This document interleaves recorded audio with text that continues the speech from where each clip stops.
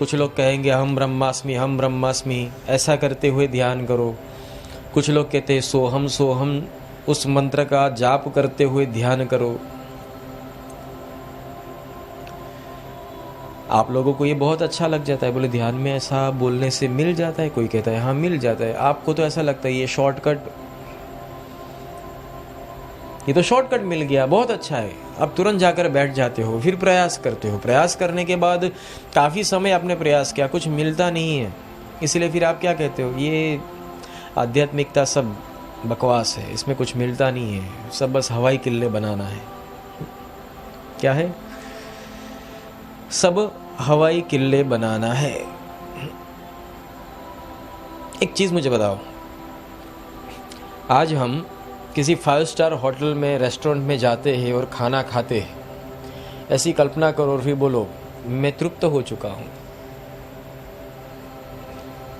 क्या आपको भूख लगी हो, आपका दोस्त पास में आया हो, बोले यार शाम का टाइम हो गया, मैंने दोपहर से खाना नहीं खाया है, हम लोग कहीं खाना खाने जाते हैं, तुम उसको बिठाओ, फिर इसके सामने वो चुटकी बजाओ, आंखें बंद करो, ध्यान करो। तुम 5 स्टार होटल में खाना खा रहे हो, अब तुम तृप्त हो गए, चलो घर। तो क्या होगा? तुम्हारा कोई दोस्त आता है और तुम उसके पास, वो आपको कहता है यार मुझे बहुत पैसों की तकलीफ है, कहीं से कुछ 10-20 हज़ार रुपये मिल जाता तो अच्छा रहता, कहीं से 10-20 हज़ार रुपये मिल जाते तो अच्छा रहता। तुम कहते हो आंखें बंद करो, क्रूस बाबा। अब सोचो कि तुम महाराजा अकबर हो, तुम्हारा बहुत बड़ा बेड है, उसके नीचे सोने के चरु गड़े हुए हैं, तुम उसके ऊपर सो रहे हो, जो चद्दर भी तुम पहन रहे हो उसके ऊपर भी सोने के सिक्के मढ़े हुए हैं। वो कहता है हाँ ये बात सही है, कल्पना तो की, पर अभी वो पैसे वाला जो मांगने आता है अभी इस मेरे सर के ऊपर आके खड़ा रहेगा तो मैं क्या उसको कल्पना में ले जाऊं क्या? तो ध्यान की परिभाषा ये नहीं है कि तुम सिर्फ कल्पना ही करो। पहली चीज तो ऐसी, कल्पना कैसे की जाती है? मन के द्वारा। जबकि ध्यान की बात यहां पर आती है कि मन को ही हटाना है। ये कितना अलग है, आप यहां समझने की कोशिश करो। ध्यान के अंदर सबसे पहली बात आएगी अरदास से, प्रायश्चित से। जब भी तुम ध्यान करने बैठो तो उसमें शुरुआत पहले से ही अरदास से ही आएगी, प्रायश्चित से आएगी, क्योंकि बिना प्रायश्चित कोई कार्य सफल नहीं होता।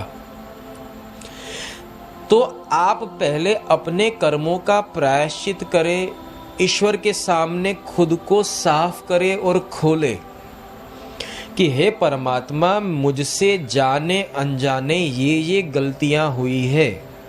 एक, अगर आपने गुरु किए हो तो अपने गुरुदेव के पास जाकर निसंकोच आपको अरदास करके, प्रायश्चित करके कहना पड़ेगा कि ये मेरे गुनाह है और मुझे उसकी माफी चाहिए, तो उसका प्रायश्चित चाहिए। क्यों?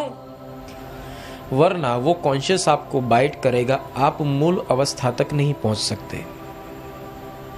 वहां आपका ही मन आपके साथ लड़ेगा। तू तो शराब पीता है, तू कहां से पहुंचेगा? तू तो मांसाहार खाता है, तू कहां से पहुंचेगा?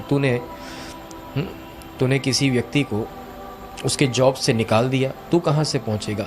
अलग अलग बातें होगी, वो तुम्हारे कॉन्शियस को बाइट करेगी। तुम उस जगह पर स्थिर रह ही नहीं सकते। तो शुरुआत ही पहले आती है। और दूसरी बात कही जाती है, मन ये कहेगा कोई बात नहीं, एकांत रूम में जाकर मैं प्रायश्चित कर लूंगा। नहीं,